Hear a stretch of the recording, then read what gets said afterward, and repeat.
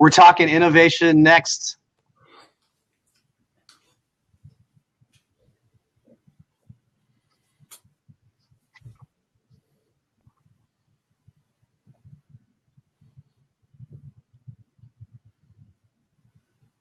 Go ahead, John.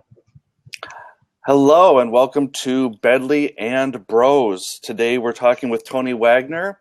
He is the expert in resident at the Harvard Innovation Lab. He is also the best-selling author of 6 books on education. His latest was co-authored by Ted Dintersmith and is called Most Likely to Succeed. If you go to any school, you will find his books in the teacher's lounge or on teacher's desk somewhere. And he is also a recovering high school English teacher, much like my father, Bob Samuelson. Ladies and gentlemen, Tony Wagner. Morning, folks. Awesome. Good morning. Thanks for joining us, Tony. Pleasure. So, wondering if you could tell us about your 7 survival skills. Well, I have for a long time been interested in the changing economy. And, I read Thomas Friedman's book, The World is Flat, in 2005, and it was a wake-up call to me.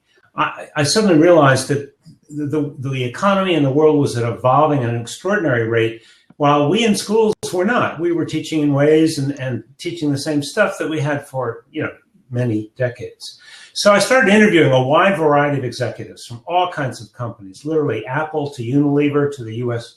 military, asking these senior executives, what are the most important skills and what are the biggest gaps that they see in young people applying for jobs? And what I was so struck by across all of these different enterprises, big business, small business, nonprofits, the military, was the absolute agreement on the core competencies that matter most. And then, of course, as you know, I've been spending a lot of time visiting classrooms, and I juxtaposed what I'd heard from these executives to what I saw being taught in classrooms. And that's what I called the global achievement gap. Very different from the achievement gap in the United States between disadvantaged kids and middle-class kids. This was a gap between all of our kids and what they were learning versus what the world was going to demand of them and what they were going to need to thrive.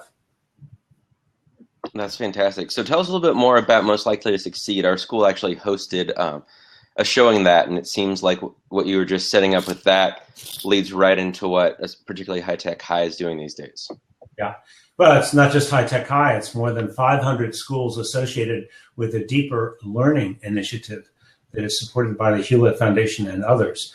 Envisions, Edvisions, Expeditionary Learning, New Tech High. There's so many now that are really doing very interesting and exciting work. But I think fundamentally it revolves around this idea that we no longer live in a knowledge economy that people keep talking about. That term was coined back in 1959 by Peter Drucker. We live now in the innovation era. Knowledge has become a mere commodity.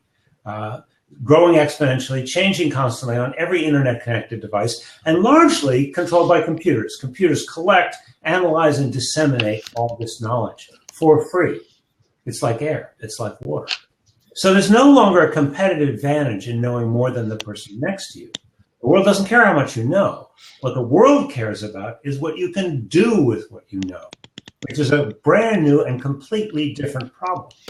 So what Ted Dintersmith and I have been exploring both with the film and the new book is the idea that the kids who were most likely to succeed in the past because they were good at school and they collected these credentials from schools called diplomas are not going to be the ones most likely to succeed in the future. That the future will demand very different skills of our kids and also different dispositions. It's not just the 7 survival skills. Kids are going to need to learn to iterate.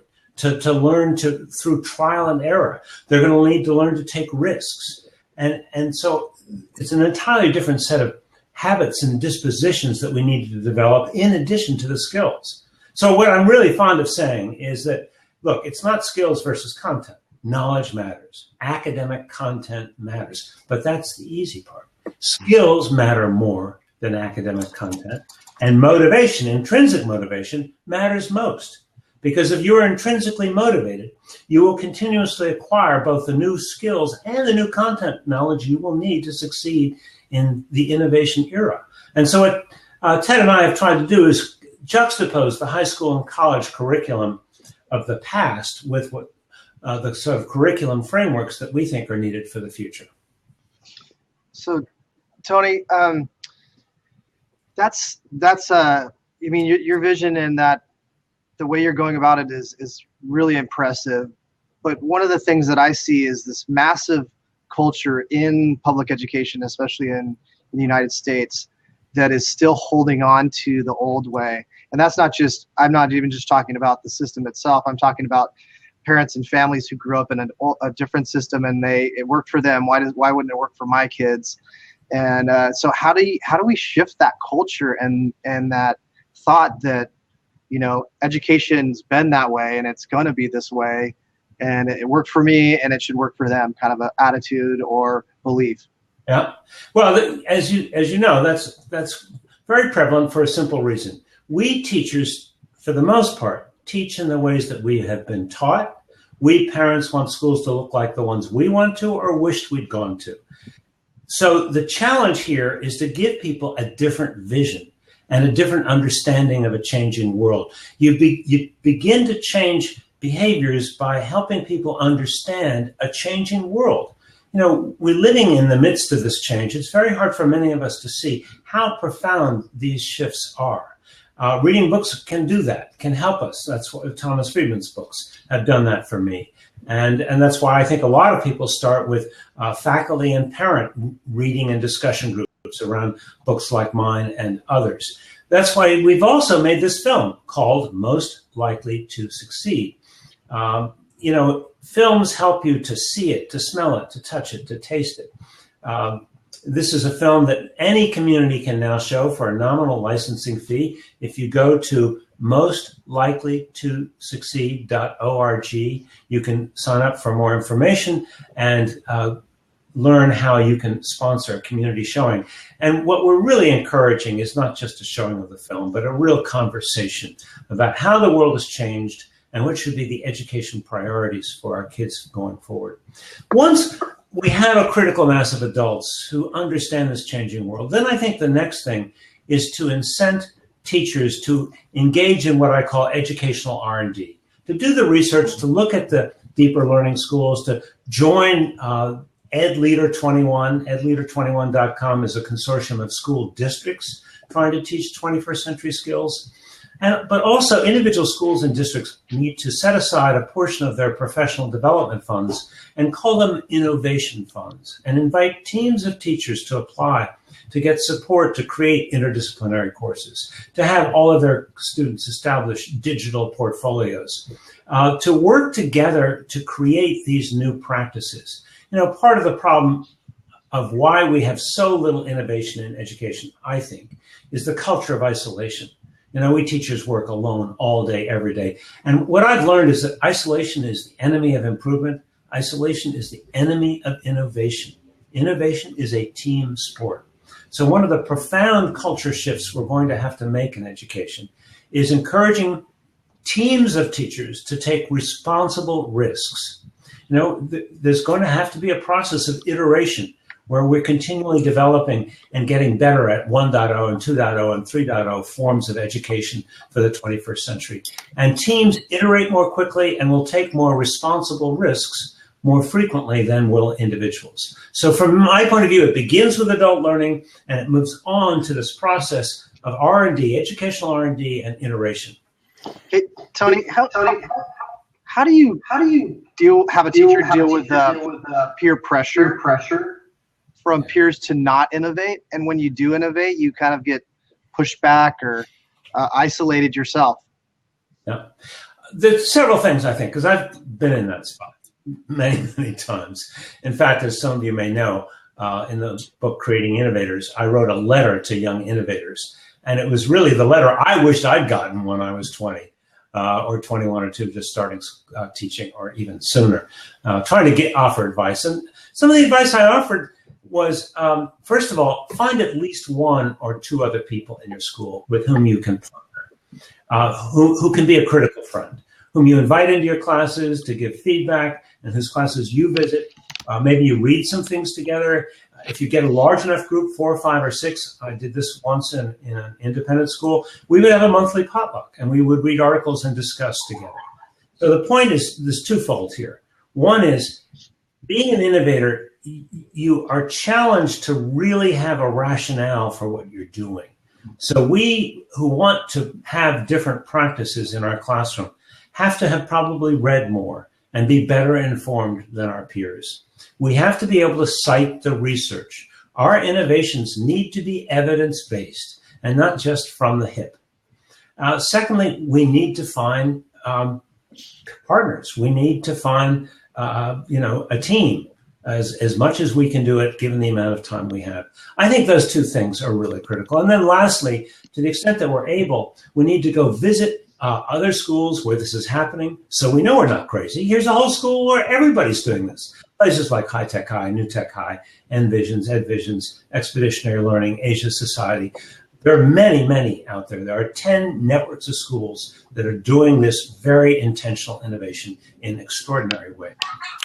Tony, I have a question for you real quick. So I think that I love what you're saying, and I think that I know that we all agree. But one of the things that I think we run into as teachers is the willingness to take risks. What do you do when it's not supported by the administration? I'm like the administration skeptic a little bit because I've taught in several different states, and I don't feel like sometimes the administration supports like teachers that are willing to take risks. So how do we get the administration or like even the people in the district office like on board with how to get going?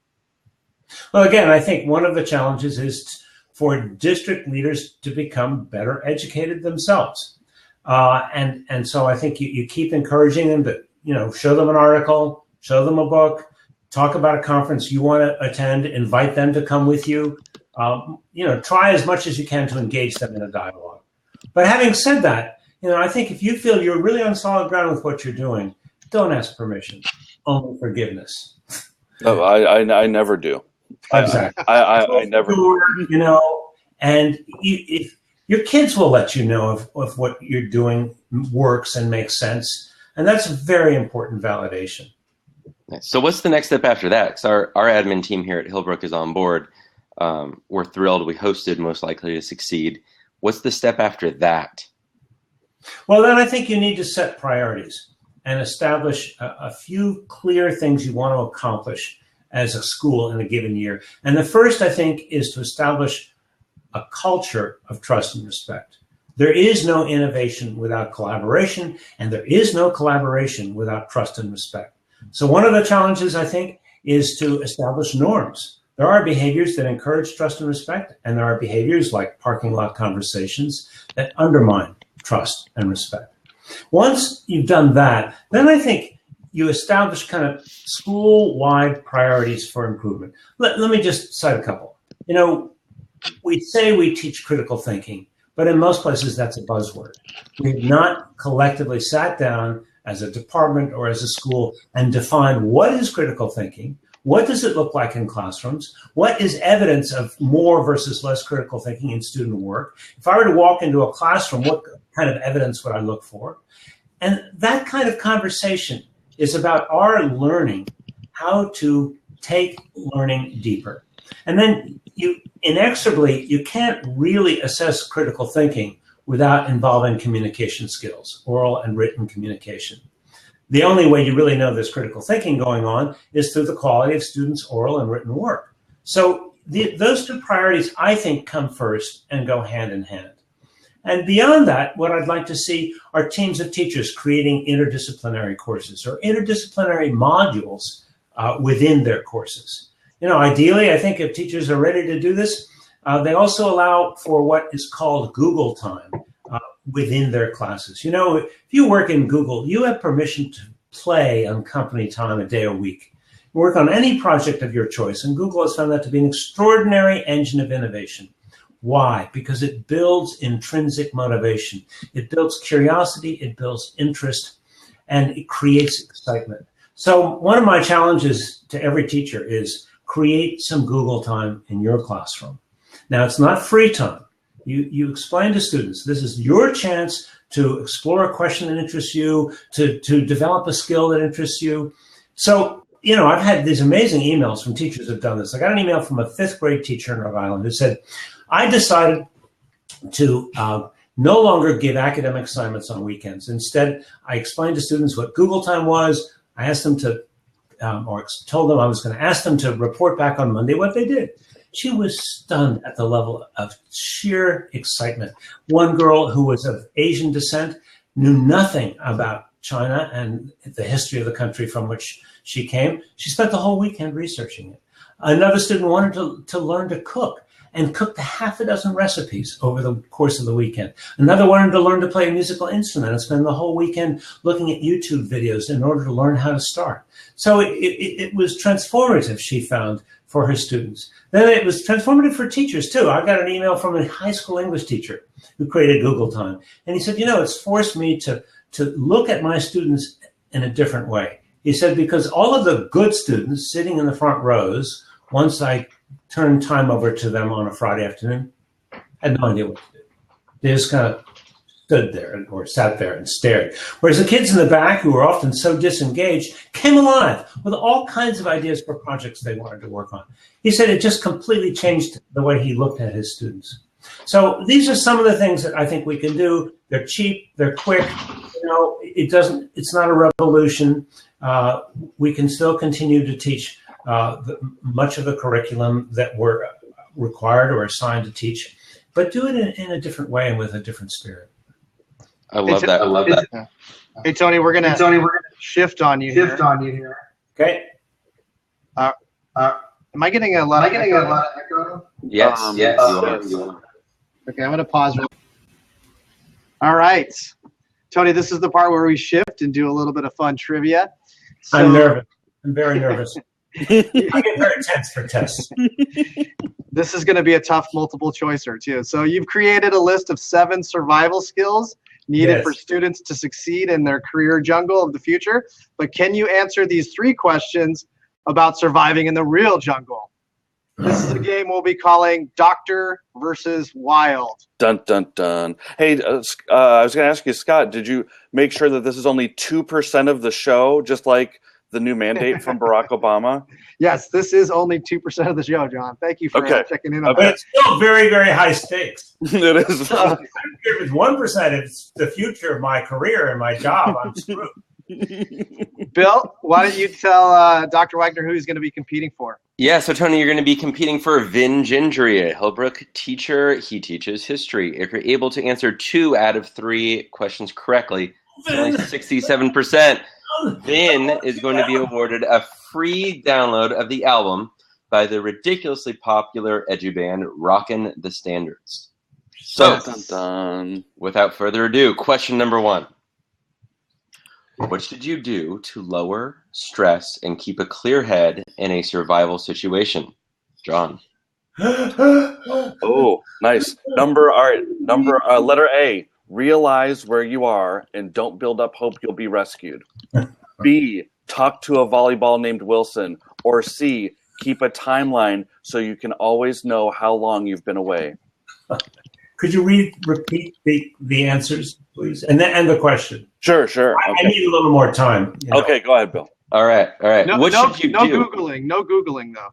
What are you talking about? I'm almost got the answer right here. Yeah, I think I can Google it faster than we can repeat the questions here. What should you do to lower stress and keep a clear head in a survival situation? Okay, A is realize where you are and don't build up hope that you'll be rescued. B, talk to a volleyball. Or C, keep a timeline so you can always know how long you've been away. I'd always say none of the above. Sorry. But none of those give me much hope. I mean, I am a Tom Hanks fan, and the volleyball idea, frankly, is very appealing. Are you sure? Are you sure that's appealing? Am I sure about what? Nothing. That doesn't sound very appealing to me. I don't know. Well, it's kind of like having a buddy. I'm all alone out there in the wilderness. Only suddenly I realize I'm really not alone. Wilson and I can talk it out together, and he'll help me kind of reduce, like petting my dog. You get oxytocin from looking in your dog's eyes and petting your dog, and I think that would help calm me. Well, as much as I'd like to give you that as a correct answer, It was Experts. the most creative, don't you think? I would give you a half a point for that. But experts say that if you keep a timeline so you can always know how long you've been away, it can actually be effective on lowering your stress in survival situations. You didn't give the choice of simply breathe when you're lost in the woods, and something about which I know a lot, and you breathe. Right? No, that sounds good. Yes. No, that's option it's a D. trick question like every other damn test out there. Totally unfair. I gave a good creative answer, and I said none of the above because I knew the real answer anyway was stop and breathe. I'm really upset. Well, we know we will lodge a formal complaint. This is the problem with author of these questions, Pearson, the author of the questions. So there we go. Nice. How about if we just build a house in the woods? You'll severely improve your chances of being lost. Visit down at your home. All right, question 2. What material should you use when using the bow method to light a fire? Oh my goodness. Okay. The bow method. The bow method. You're very familiar with that, Tony. I know you are. My choices for this one. Okay, so A is hardwood for the drill, softwood for the board, and supple greenwood for the bow. Or B, softwood for the drill, hardwood for the board, and supple greenwood for the bow. Or C, hardwood for the drill, supple greenwood for the board, and softwood for the bow. Or D, none of the above. Is the clock ticking? How much time do I have? 5 seconds. As much time as you need, or 5 seconds. Okay, I go with A. That's right. That's amazing. correct. Hooray! See, I know something about survival. That's Nice. right. That's why, I wrote about survival skills, right? All right, so no pressure here. You got to get this last one right. So no, I only have to get it half right. You gave me half a point for the first one. true. Half right. right. Yep, only half right. You just have to get it half right so that Vin can get his Rock in the Standards. I think you got a good shot at getting this half right. Okay. All right. Number 3, our final question. Insects are an excellent source of protein, but you should not eat all of them. What insects should you avoid? John? Okay, here we go. A, hairy or brightly colored ones. B, caterpillars and insects that have a pungent odor. Or C, all of the above.